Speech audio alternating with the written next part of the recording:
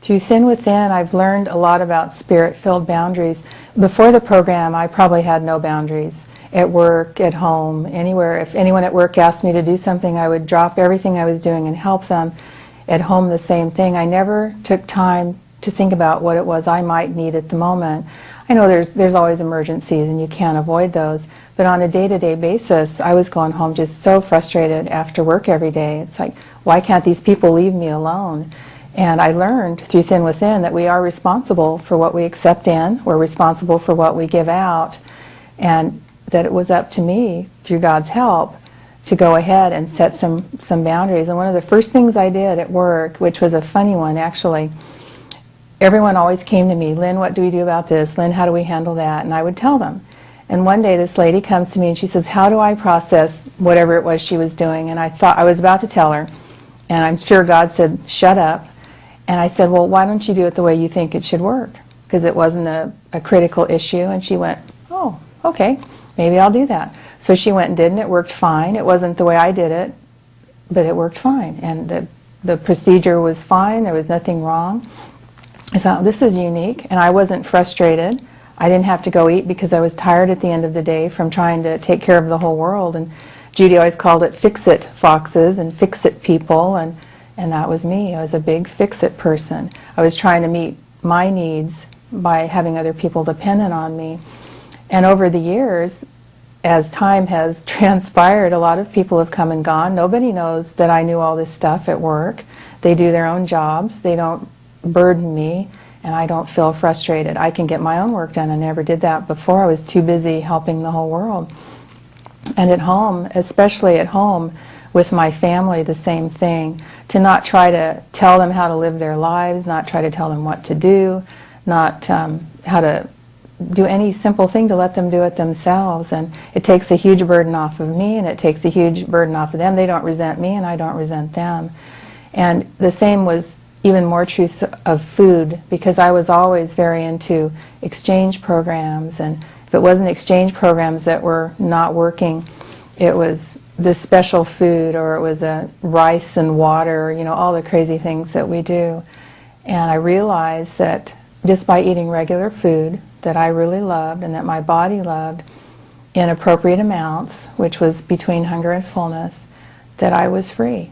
And I hadn't been free before. And that was a huge, huge relief to me. And that was all through the boundary setting, through being aware and in touch with what I'm feeling, with what I'm needing in my life. And it just was freedom, is the best way I can say it.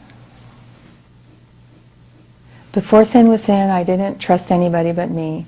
I didn't want anyone to tell me what to do, how to do it, what time I had to be anywhere. I always complied because I wanted to keep my job, and I wanted my family, I wanted to be able to get along with them, you know, over time, of course. But before that, nobody would tell me what to do. I wouldn't listen to them. And I had plans for everybody's lives around me, big lofty goals that they had to attain that I didn't know how they were going to make, but they had to do it.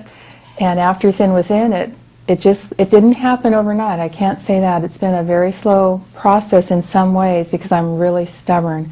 But I realized that everybody has to set their own goals for their own lives, that I have to work on my life more than everybody else's life, that by working on my workmate's life and my family's life, I was avoiding working on my life.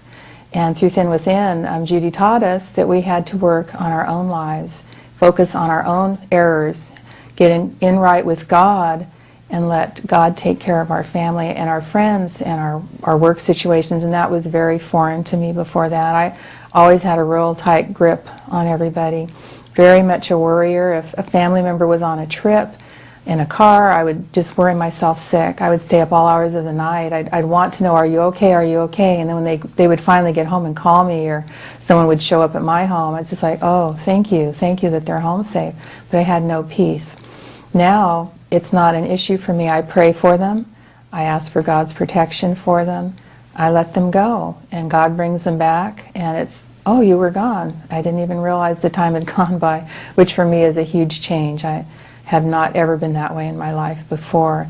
And that was from learning the principles. That was from learning to trust God and to let go. I can't do it all, and I'm not God. I've tried, and trust me, I'm not God, and neither is anybody else. And we need to let God do the work. And that's really been the biggest change in my life, that and getting over obsession with trying to control everything I ate, everything I said, and just let God handle it. He's a lot better at it than I am.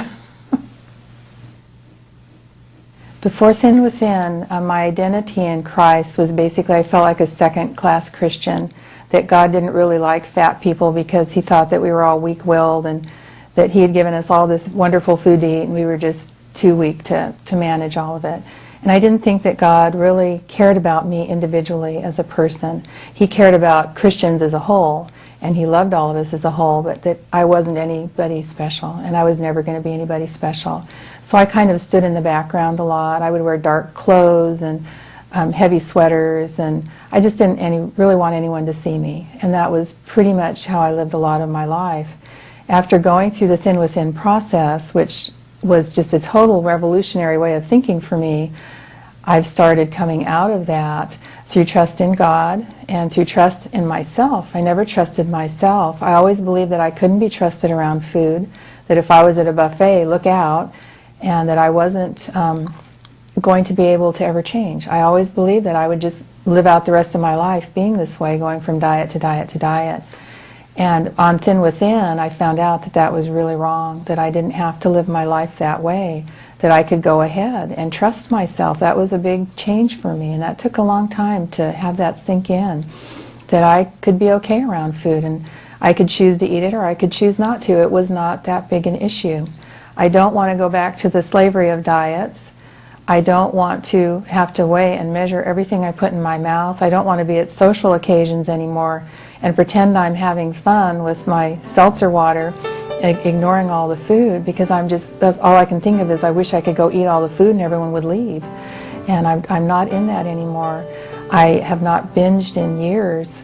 I still eat more than I need because I haven't lost all my weight, but I don't binge anymore. But when I start getting to that mentality that, wait a minute, something's really wrong, I'm off track, I'm out of God's will, I need to come back to center. And that's been my wake-up call.